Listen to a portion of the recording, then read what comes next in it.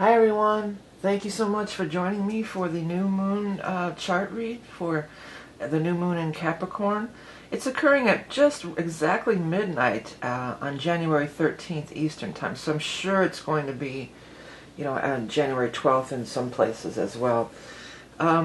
This is a powerful new moon. It's conjunct Pluto, so it's very powerful. By the way, my name is Vickieverlie. I'm the rock and roll prophetess. I do psychic tarot and astrology for over 30 years now.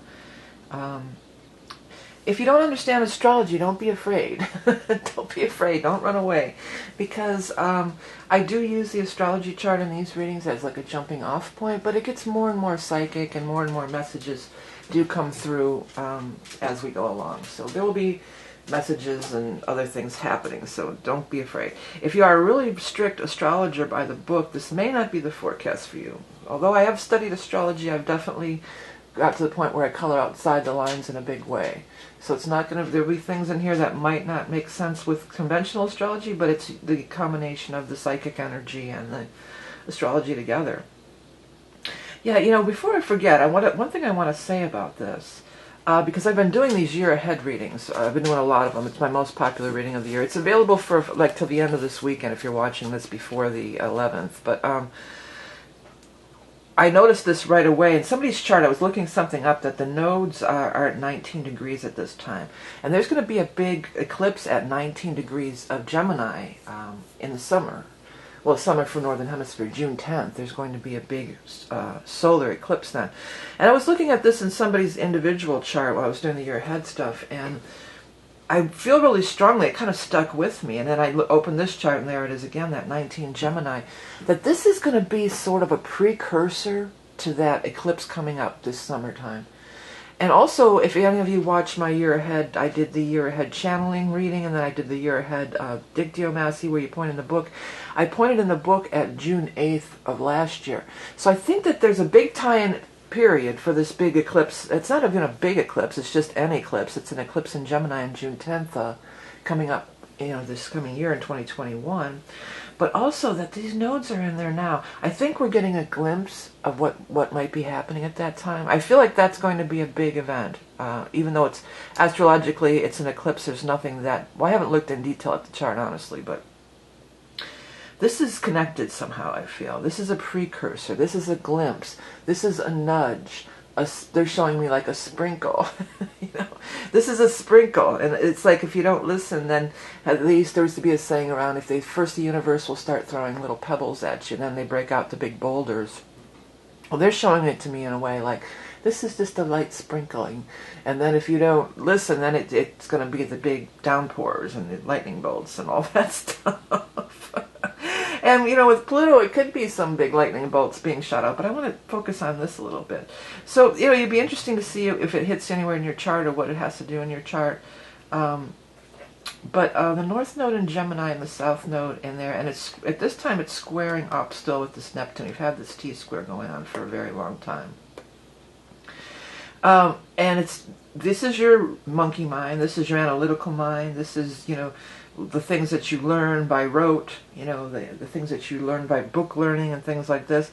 This is expanding beyond that. This is higher education, or expanding beyond that, or going beyond your initial education, expanding your mind. And then Neptune is totally, almost the antithesis of this, where it's just, complete consciousness, complete spiritual flow, complete openness.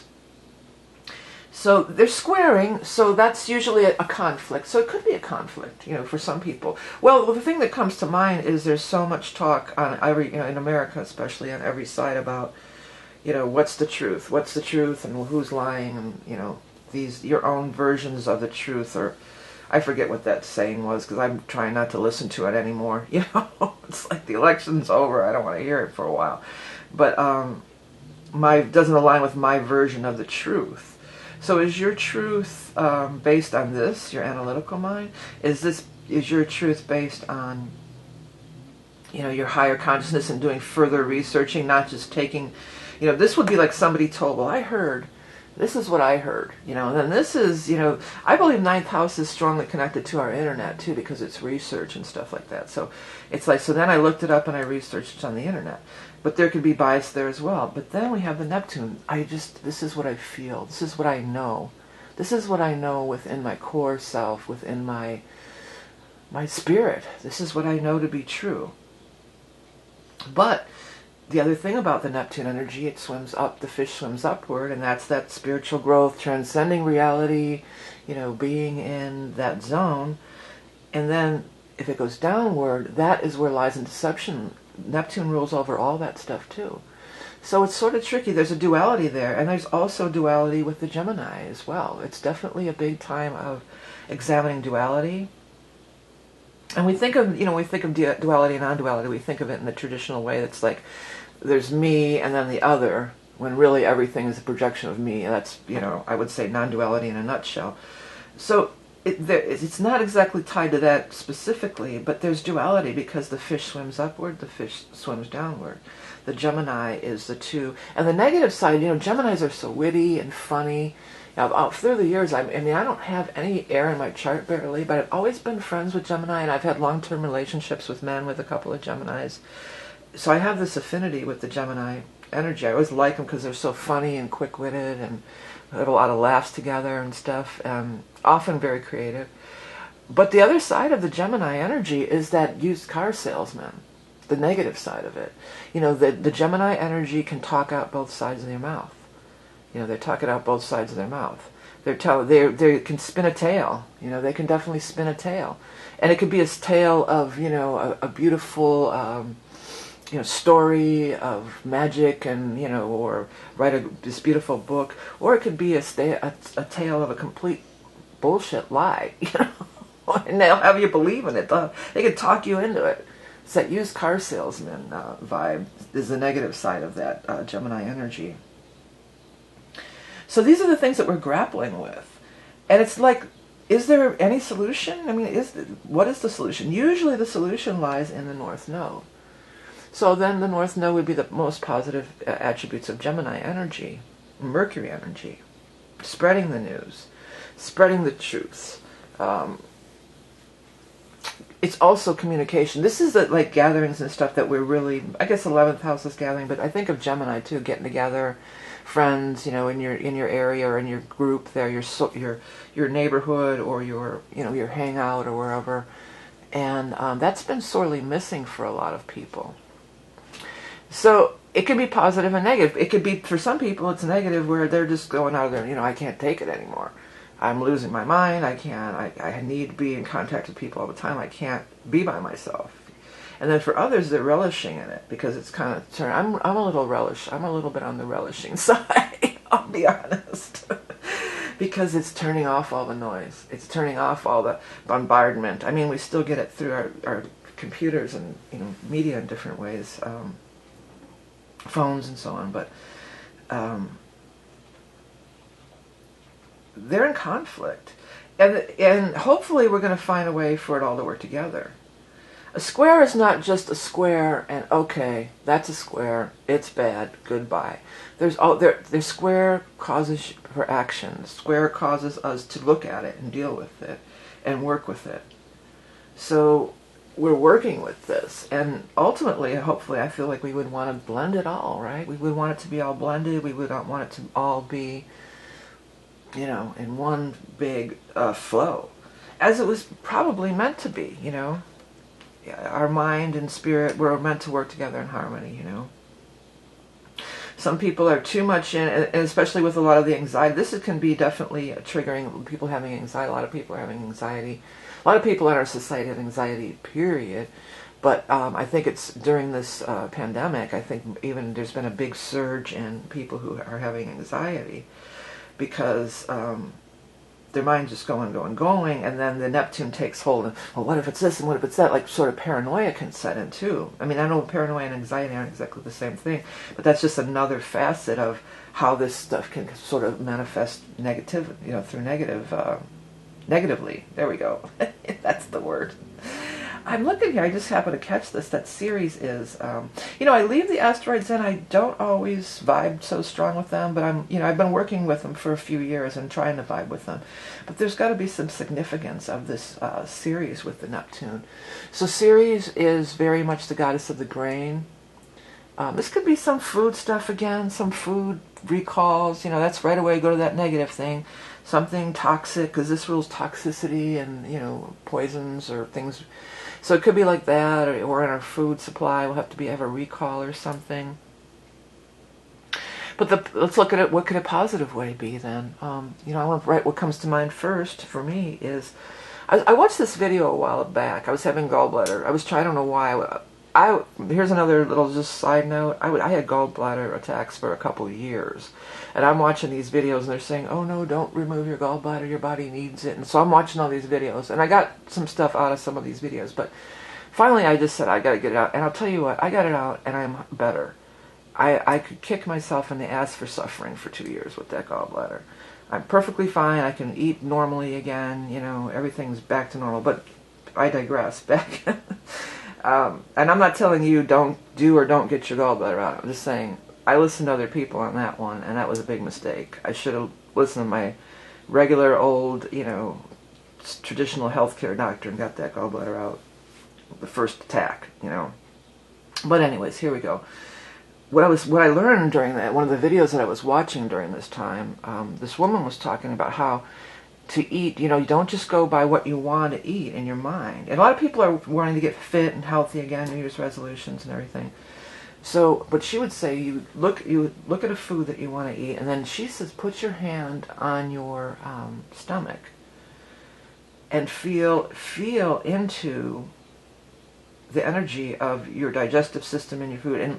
And it sounds kind of way out there and kind of woo-woo for a lot of people probably, but I really had a lot of success with that, and I do that now when I remember to. Sometimes it's just like, you know, especially at the holidays, you know, you're eating all kinds of junk food that you wouldn't normally eat, you know, cookies and different things. But I'm going to try to get back to that, and that's a positive way, that Neptune, it's just like feeling into and asking your body, communicate. You know, Ceres is the grain, it's the earth, being very much uniting your psychic spiritual stuff with your physical body, you know, earthly stuff, you know, bridging that, you know, making that ladder. They're showing me more of a ladder, like a ladder or a bridge.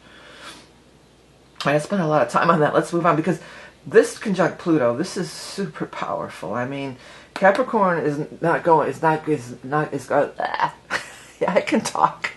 I'm trying to say two different things. See, I was trying to say is going to go out with a bang, but they were trying to come through with something like, now I lost it because I got a hold of myself there and I lost what they were trying to say. Oh, it was about the lion and the lamb. Yeah, so I was trying to say like lion and lamb and bang all at one time there.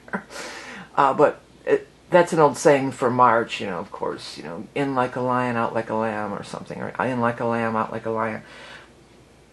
So this is going out with powerfully, you know, that's what I'm trying to get to. You know, let's cut to the chase here. This is going out very powerfully. You know, it's conjunct with Neptune, Pluto, and there's going to be one last blast of the Capricorn energy. One last blast of the, well, you know, it's positive and negative again. I'm coming up on my second Saturn return, which is flipping me out to no end, because I can't believe I'm this old. But what's the alternative? I guess I'm grateful that I'm this old. But Saturn is the ruler of all this. That's why I bring Saturn into it, for those who are not following here. Saturn rules over Capricorn. And the sun, the new moon, the sun and the moon and the Pluto are all in the sign of Capricorn, which is Saturn energy. You know, it's all the same thing. Saturn, Capricorn energy, 10th house. So Saturn, and what I tell people in the readings, you know, the Saturn energy is not going to get behind anything that's not doable, long-term, stable. And the last paradigm, this is the old paradigm. This was what was happening before. And it was long-term. It was, you know, stable for the most part, for a long time. It was a stronghold, you know. There was a stronghold over... This is power, this is who's running things, these are the bosses, these are the players, the power players, the 10th house, you know. And just because somebody, this 10th house energy also, none of this has to be positive or negative, but, this is that last blast of we're going to hold on, we want things the way they used to be, we run everything, and you don't, you do what I say, the authoritarian in a bad way, So Pluto I feel like it's a big boost to they're showing me like a mountain just crumbling, and I can hear it. I can hear, I can hear the rocks and the falling and stuff. So that's what they're showing me. So things are crumbling. These things that we've built up, stacked these mountains of these big bricks and stuff, they're all crumbling down. And we're dawning into a new age, for sure, But this is that last blast of that. So everybody looks at Pluto as the dark and the underworld, and it does rule all that too, but Pluto is a clearinghouse. Pluto has been described as the roto-rooter of the zodiac. So it's getting in there and getting all that stuff out of there again. And then when it joins Saturn later, Saturn will have already started to put, in working with Jupiter, Saturn working with Jupiter is already starting to put down the foundation. Because where Saturn, the actual planet, is just moved out of Capricorn. Sorry, I had a little glitch there. I had to turn off the camera. But we were talking about Saturn is moved on in Aquarius. So it's there with Jupiter, and it's laying down this beautiful new foundation, working with the energy of Jupiter, which wants expansion and growth and progress. And Saturn's like down for it, Saturn's like, I've been through Pluto, I've been through all that. I almost want to say Saturn is like, I see the error of my ways, or I see the next step for me. I've come full circle through this Saturn energy here. Pluto has shown me, Pluto has opened up a doorway to show me that there's a new horizon, a new way of doing things. Saturn is like the parent, but the parent doesn't have to be a mean parent who's punishing and strict. Saturn can also be like the wise elder. Saturn is the wise elder. As women, as we move into our second Saturn return, we move into our crone. We move from the maiden, the mother, to the crone energy, to the wise woman. And I'm digging it. I'm in it. I'm down with being the crone. But and it was the old patriarchy that made the crone some sort of a bad thing. It's not a bad thing. They were revered in their society. The wise women, the healers. Okay, so let's look at this a little bit more. Saturn with Jupiter, we're in it, we're all the way in, and this time it's with Mercury. And all these things that we were just saying about the North Node here and the Mercury. So speaking words of wisdom, that's what comes through. Let's speak the words of wisdom. Let's speak the words of the Aquarian nature. The Aquarian in the 11th house is this is being united. This is one for all. This is what's good for everyone. This is we're all in the group together. We're all in a tribe. This is the humanitarian. This is moving into the next time, the next phase. We're moving into the next phase. It is enlightenment. As we go through the chart, we progress. The planets progress. Aries is the infant, and then we go all the way through to the Piscean age, which is also an elder, but almost not even in the earth anymore. This is almost like we're beginning to detach from the earth. This is the Capricorn is the last grounded phase of like the earth, or everything is right here in front of me, what I can see. Then we look out to the stars into outer space, and then we maybe after we pass or whatever your beliefs are, then in the Piscean we transform into spirit. We transform into the spirit energy. So there's this progression, and then we start all over again. It's always, the wheel is always turning.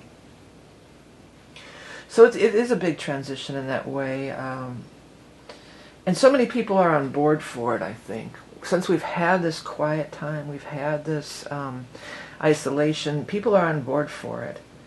They're looking at what they've been doing. Before, they may have been just too busy. I think that's, a lot of times we're just too busy. We just want to get through our day and our to-do list and get everything done because we're just too busy. we don't take time to, it's always like, well, I want to. I'm bad with that, with the music. I haven't been playing music much lately. And of course, whenever I do it, I feel great, I love it.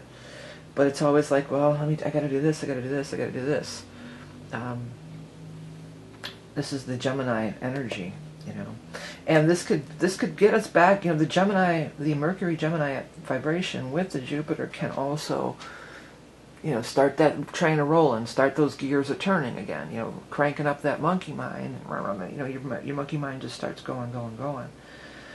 But Saturn being there is definitely grounding. It's definitely helping us be practical about it. This is download time, baby. Talk about downloads. Aquarian time is download. I've been getting that. I always get a lot of ideas, but I have been getting ideas. And it gets crazy to where I just say, I gotta turn it off here. Like so many ideas that I could never even do, in a lifetime. And that's that invention stuff. Saturn's like, okay, let's pick the ones that are really going to be viable. Because Saturn is interested in something that's going to be viable for the long haul, that's going to be a good foundation for you.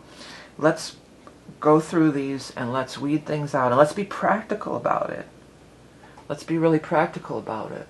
What could really work at this time? Saturn and Jupiter can work together very well. A lot of people don't like a Saturn transit on your Jupiter. Oh, it's going to kill Jupiter's energy. No, it's not going to kill Jupiter's energy. Like if you have Saturn transiting your natal Jupiter, it's not going to do that. It could be, it's more like it could take just what I was describing. Let's go in the pool of Jupiter, because Jupiter creates so much, more than you would ever need.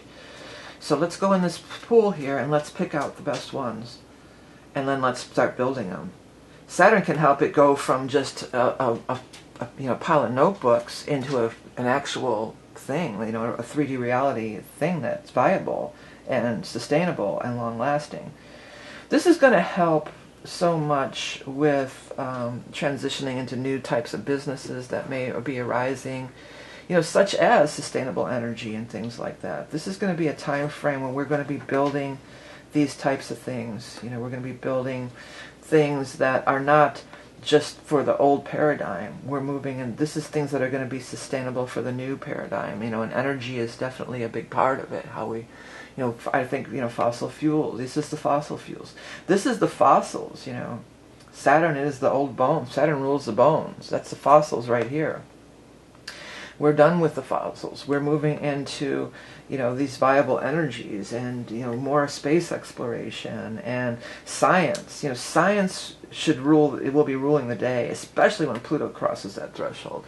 But the Uranian energy, Uranian meaning, related to Uranus and Aquarius, all the same energy, again, if you're not following.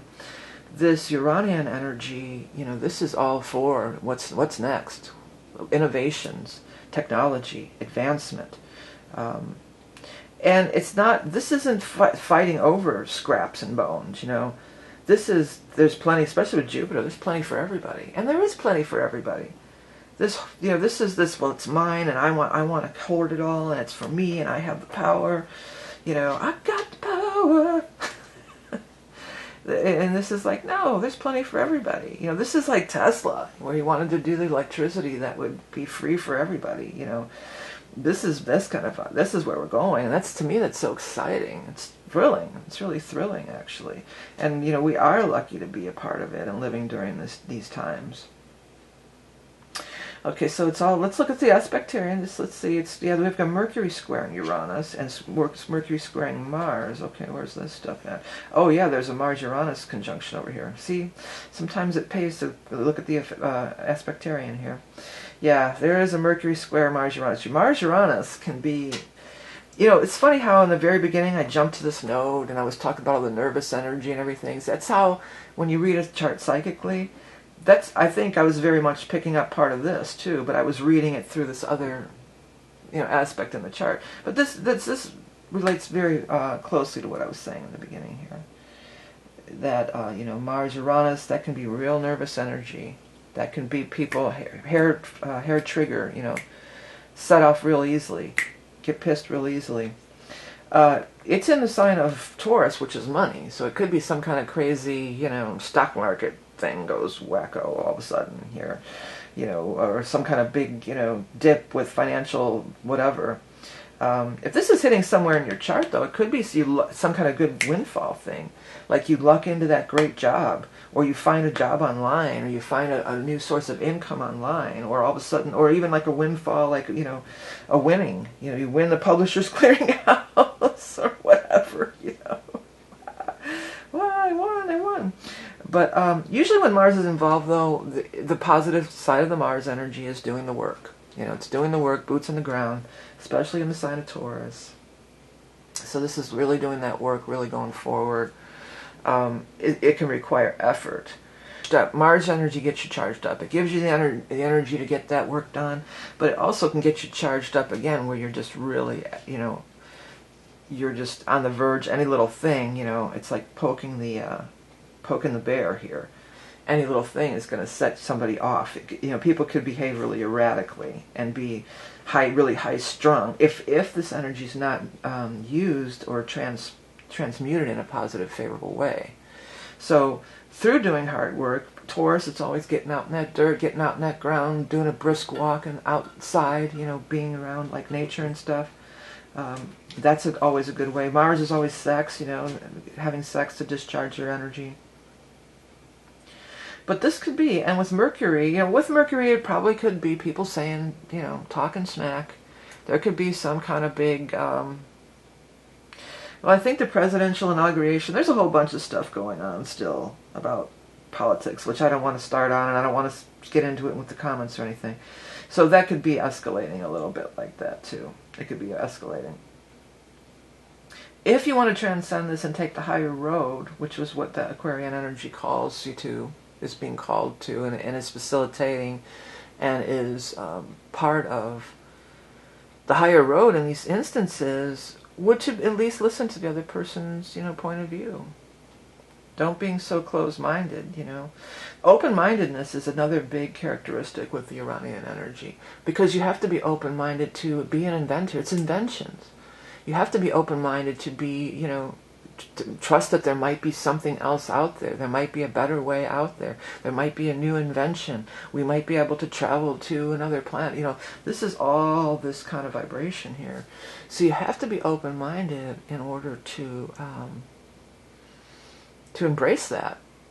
You have to be ready to embrace new ideas. 100%, absolutely. Okay, so we still have the Chiron in Aries. It's squaring up with the Venus at this time. How we wound ourselves is the Chiron energy. Yeah, I'm planning on doing a little thing with Chiron here pretty soon. I'll be announcing it, but I've been really getting into this Chiron energy lately, and I'm planning on doing a little something. I'll be announcing it soon.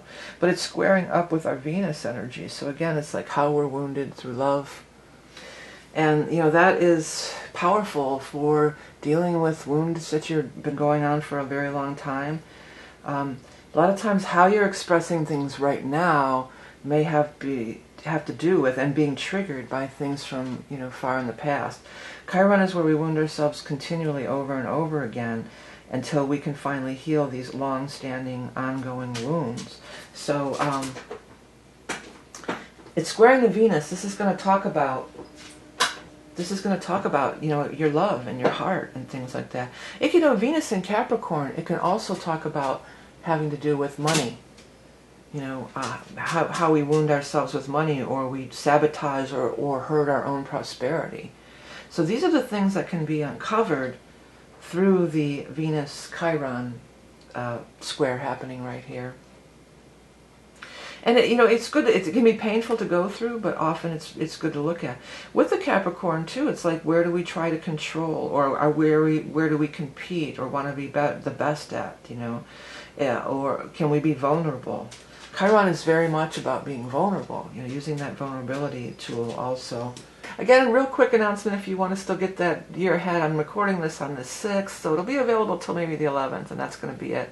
Another thing that I posted at the year, if you are feeling, high strung and, kind of wound tight, I posted a free video because I had my solar return and I did this doodle, and it's full of all the things that I want to manifest, in my life.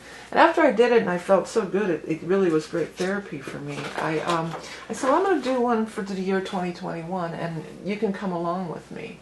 So I made a tape of the whole thing. These are the building blocks that I have to build on, and these are the things I want to manifest, and this is the building blocks that I have to work with here in the 3D reality.